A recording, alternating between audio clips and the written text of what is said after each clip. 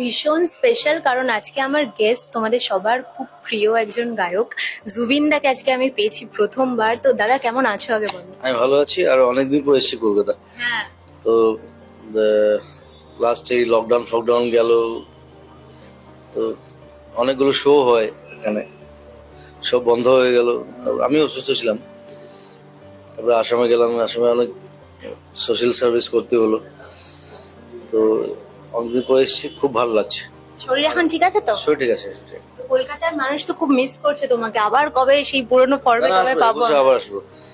আর মানে কি, আসামে শোজ বেশি হয় বর্ষায়, হুম। আর মানে বেঙ্গলে শো হয় শীতকালে। তো ওটা মানে আমরা ভাগিয়ে নিই। তো আমি অপেক্ষা করছি এবার শীতকালে আবার পুরো বেঙ্গল ধামাকা।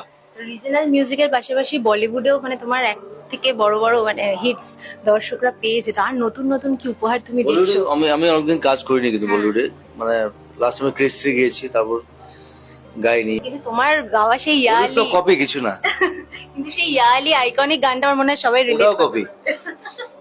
তো কি বলবে, এই যে কপি নিয়ে তো এত কিছু হচ্ছে, তুমি মানে সেই জন্য কি আমরা সরে copy করি আসা? না। আমরা বাংলায়, আমরা আসামে, আমরা যা মিউজিক করি, আমরা যা ফিল্ম বানাই, আমরা কপি করি না। কিন্তু Bollywood is a full copy, মানে সেই straight। কারণেই কি একটু সরে আসা বলিউড? তাই আমি ভালোবাসি না বলিউডকে।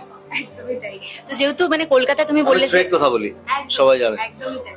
যেহেতু অনেকদিন বাদে তুমি কলকাতায় এলে, তো কলকাতার কোন জিনিসটা তোমাকে বেশি মানে অ্যাট্রাক্ট করে? শুধু কলকাতা না, আমি পুরো বেঙ্গলকে ভালোবাসি। বেঙ্গল, আসাম, আমাদের সেম সংস্কৃতি, আমাদের same culture, same food habit, same মাছ ভালোবাসি আমরা। So I love Bengal, I love Assam. আমি আধা বাঙালি, সবসময় বলি। একদমই তাই। তো আজকে তোমাকে আমরা পেয়েছি 99 ইন্টারন্যাশনাল ফিল্ম ফেস্টিভ্যালের উপলক্ষে, তো সেটা নিয়ে যদি শেষে একটু কিছু বলে দাও।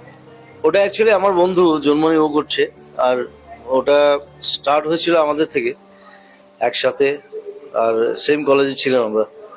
ও ফিল্মও বানিয়েছে 2-3টে, আর ওর বোধহয় আরো প্রজেক্ট আছে এখানে বেঙ্গলে।